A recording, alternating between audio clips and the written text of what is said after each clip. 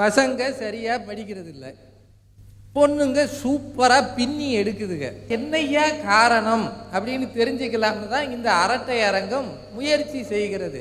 ஒன்று, பொண்ணுங்க சாதிக்கணும்னு ஆசைப்படுறாங்க. இன்னொன்று, பையங்க சரியா படிக்கிறது இல்லை, கண்டுக்காம விட்டுறான். இன்னொன்று, பெற்றோருக்கு கண்ட்ரோல் இல்லை, அவங்களுக்கே கண்ட்ரோல் இல்லை, பிள்ளைங்க பேர்லையும் கண்ட்ரோல் இல்லை.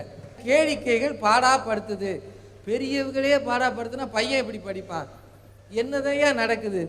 ஷேக்ஸ்பியர் என்ன சொல்லியிருக்காருன்னு தெரியுமா? இந்த உலகமே ஒரு நாடக மேடை, அதில் நாம் எல்லாம் நாடக நடிகைகளும் நடிகர்களும் சொல்லியிருக்காரு. இன்னைக்கு வாழ்க்கையே ஒரு கூத்து மாதிரி போயிடுச்சுயா.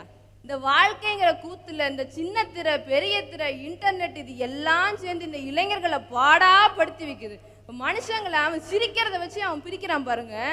இளைஞர் எழுதியிருக்கான், கற்பனையில் சிரிப்பவன் கவிஞன், கண்டவுடன் சிரிப்பவன் காரியக்காரன், ஓடவிட்டு சிரிப்பவன் வஞ்சகன், ஓயாமல் சிரிப்பவன் பைத்தியக்காரன், நின்று சிரிப்பவன் நிதானம் உள்ளவன், நிலை மறந்து சிரிப்பவன் காதலன், உட்கார்ந்து சிரிப்பவன் ஊதாரி, உழைக்காமல் சிரிப்பவன் சோம்பேறி, துன்பத்தில் சிரிப்பவன் ஏமாளி, ஒன்றை கொடுத்து சிரிப்பவன் குணசாலி, ஒன்றை பறித்து சிரிப்பவன் படுபாவி, இன்பத்தில் சிரிப்பவன் ஏமாளி, துன்பத்தில் சிரிப்பவன் மனிதன் சொல்லுவாங்க.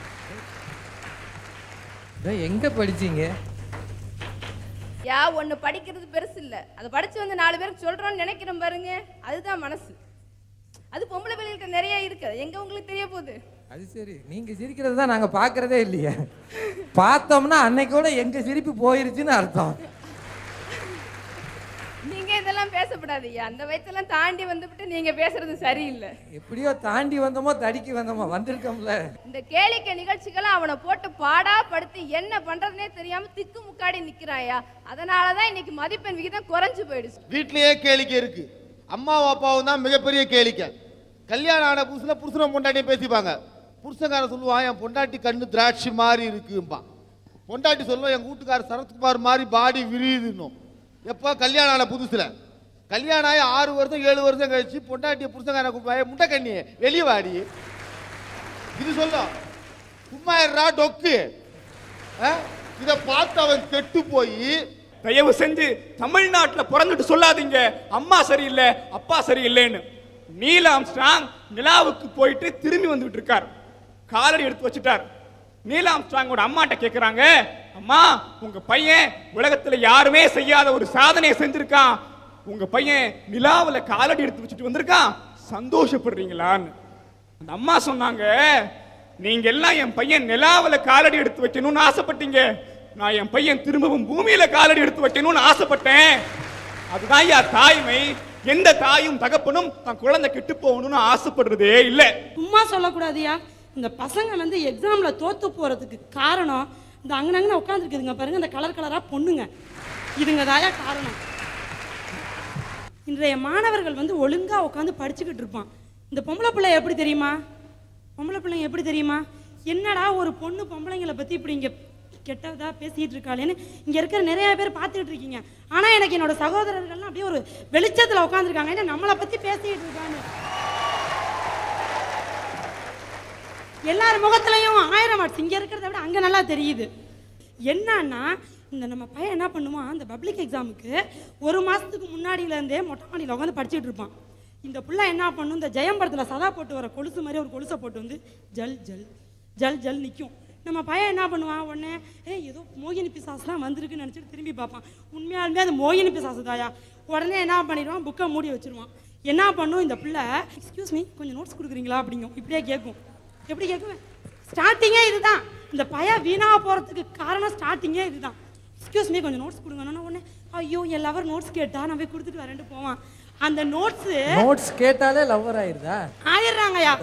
நம்ம பையன் உழுந்துடுறான். நம்ம காலத்துல இப்படி வாய்ப்பு இல்ல ஐயா. இந்த பொண்ணுங்க கழுத்துல உழுவுது பார்த்தீங்களா, கண்ணக்குழி, கன்னத்துல குழி உழுவுது பாருங்க. அதை பார்த்து ஒரு கவிஞன் பாடுனா, பெண்ணே உன் கன்னத்தில் விழுவது குழி அல்ல, அது எனக்கான சவக்குழி என்று அருமையா பாடினா.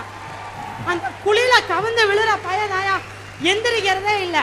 அந்த புள்ள 10ஆம் கிளாஸ் படிச்சு 12ஆம் கிளாஸ் படிச்சு காலேஜ் போயிடும். அப்பதான் என் 10ஆம் கிளாஸ் படிப்பான், பாட்டு பாடுவான் பாருங்க.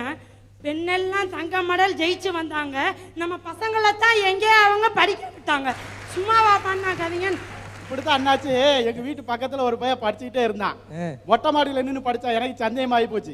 நம்ம பையன் படிக்கதே பெரிய விஷயம், மொட்டை மாடியில நின்று படிச்சோம்னா ஏதோ வில்லங்கம்லாம் இருக்குன்னு நினைச்சேன். அங்க ஒரு பிள்ளை மொட்டை மாடியில நின்று படிச்சுக்கிட்டே இருந்துச்சு. அந்த பிள்ளை பேனாவை எடுத்துட்டு அப்படியே கீழே போட்டுச்சு. இந்த பையன் ஓடியே போனான், பேனாவை எடுத்து வச்சுக்கிட்டான். ஆஹா இதுதான்டா பொக்கிஷம், என்னமோ அந்த பிள்ளை இவனுக்கு சிக்னல் கொடுத்த மாதிரி நினைச்சுக்கிட்டான். மறுநாள் இந்த பேனாவை வச்சு தான்டா பரிச்சு எழுதணும்ட்டு காலேஜுக்கும் போயிட்டான். காலேஜில் போய் இந்த பேனா வச்சு எழுத மாட்டேங்குது. அதுக்கப்புறம் தான் தெரியுது அந்த புள்ள வேணாம்ட்டு தூரப்பட்ட வெத்து பேனாவை எடுத்துட்டு வந்திருக்கான், வெறும் பையான்ட்டு. வெத்து பேனா வச்சு வெறும் பைய போயிருக்கான், வெறும் பைய போயிருக்கான். இவன் புத்தி எப்படி இருக்கு பாருங்க. அந்த புள்ள பாஸ் மார்க் வாங்கிச்சு, இந்த பையன் டாஸ் மார்க் போயிட்டான். இப்படி இருந்தா எப்படி படிப்பா? ஐயா உங்க கல்யாணம் ஆயிருக்கு எல்லாருக்கும் எத்தனை முறையா கல்யாணம் ஆயிருக்கு? ஒரு தடவை தான், அதுலயே நொந்து கிடக்கான். ஐயா எனக்கு 3 முறை ஆயிருக்குங்க ஐயா. தப்பா நினைச்சிடாதீங்க ஐயா, 3 முறையும் ஒரே வீட்டுக்காரோட தாங்க ஐயா ஆயிருக்கு நல்ல கல்யாணம். வேலை பழைச்சாரு அவருக்கு. ஐயா எப்படின்னு சொல்றேன் கேளுங்க ஐயா. முதல் முறை வந்து நாங்களா போய் பண்ணிக்கிட்டாங்க ஐயா. ஓ, போலீஸ் ஸ்டேஷன்ல? இல்லங்க ஐயா, ஓடி போயிங்க ஐயா. ஐயோ, சரி நல்லது. அடுத்த முறை அப்பா அம்மாவே கூப்பிட்டு பண்ணி வச்சுட்டாங்க ஐயா. ஏன்னா அவங்களுக்கு வந்து சரி பிள்ளையும் பொண்ணு ஆசைப்பட்டுட்டாங்களேன்னு பண்ணி வச்சுட்டாங்க ஐயா. பண்ணி வச்சுட்டு ஐயா 1 வருஷம் 2 வருஷம் இல்லைங்க ஐயா, 7 வருஷங்க ஐயா. 7 வருஷம் நானும் என் வீட்டுக்காரரும் பிரிஞ்சு இருந்தாங்க ஐயா. அந்த 7 வருஷத்துலயும் எப்படியாவது என் வீட்டுக்காரோட சேர்ந்துடணும்னு சாதிக்கணும் சேர்ந்து அப்படின்னு ஒரு வெறி இருந்ததுங்க ஐயா. சேர்ந்துட்டேங்க ஐயா. அந்த 7 வருஷத்துல நீ என்னம்மா பண்ணுன அப்படின்னு ஒரு கேள்வி கேட்பீங்க. சொல்றேங்க ஐயா, அந்த 7 வருஷத்துல முதல்ல 10வது படிச்சு பாஸ் பண்ணேங்க ஐயா. ஓ, அதுக்கு முன்னாடி கல்யாணத்துக்கு முன்னாடி 10வது கூட படிக்கலங்க ஐயா. நல்ல பிள்ளைப்பா. 2 மாசத்துல படிச்சேங்க ஐயா. படிச்சு 359 மார்க் வாங்கினேங்க ஐயா. அதுக்கு அடுத்தது 12வது படிச்சு பாஸ் பண்ணேங்க ஐயா. 1069 மார்க் வாங்கி பாஸ் பண்ணேங்க ஐயா. மெரிட்ல கிடைச்சிச்சுங்க ஐயா டீச்சர் ட்ரைனிங். குமுளூர், திருச்சிராப்பள்ளி மாவட்டத்துல குமுளூர்ல கிடைச்சிச்சுங்க ஐயா. 2 வருஷம் முடிச்சதுக்கு அப்புறம் ஐயா இதோட நிக்கலங்க ஐயா. நான் BA இங்கிலீஷ் லிட்ரேச்சர் படிச்சேங்க ஐயா. அது மட்டும் இல்லாம கம்ப்யூட்டர் கோர்ஸ், ஒரு சர்டிபிகேட் கோர்ஸும் ஒரு டிப்ளமோ கோர்ஸும் படிச்சேங்க ஐயா. அதையும் படிச்சு முடிச்சிட்டு ஹிந்தியில வாங்கியிருக்கேங்க ஐயா. BA வாங்கியிருக்கேங்க ஐயா ஹிந்தியில.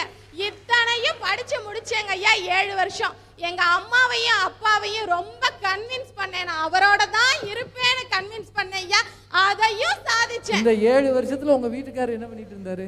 அவர் ஏதாவது படிச்சிருந்தாரா? எங்க வீட்டுக்கார் வந்து என்ன பண்றதுனே தெரியாம முழிச்சுக்கிட்டு இருந்தாரு. அவ்வளவு மெத்தனமா இருந்திருக்கிறாரு. ஆமாங்க ஐயா. அந்த 10ஆம் கிளாஸ் படிக்கிறதுக்கு முன்னாடி அக்காவும் சேர்ந்து லவ் பண்ணியிருக்காங்க. ஆனா இவங்க முன்னுக்கு வந்துட்டாங்க, அவர் தோத்து போயிட்டாங்க.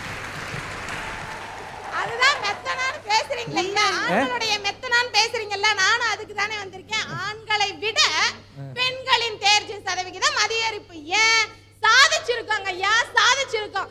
சாதிச்சு இன்னைக்கு முன்னுக்கு வந்திருக்கோங்க ஐயா. இங்க பாருங்க, நீங்க நான் கல்யாணம் பண்ண நான் எப்படி இருக்கிறேன், கல்யாணம் பண்ண அம்மா எப்படி இருக்கு பத்தியலாங்க. இதுலயே சாதனா போட்டுக்கலாம். நான் ஒண்டி குச்சா மாதிரி இருக்கேன், அது பாருங்க எப்படி இருக்குன்னு.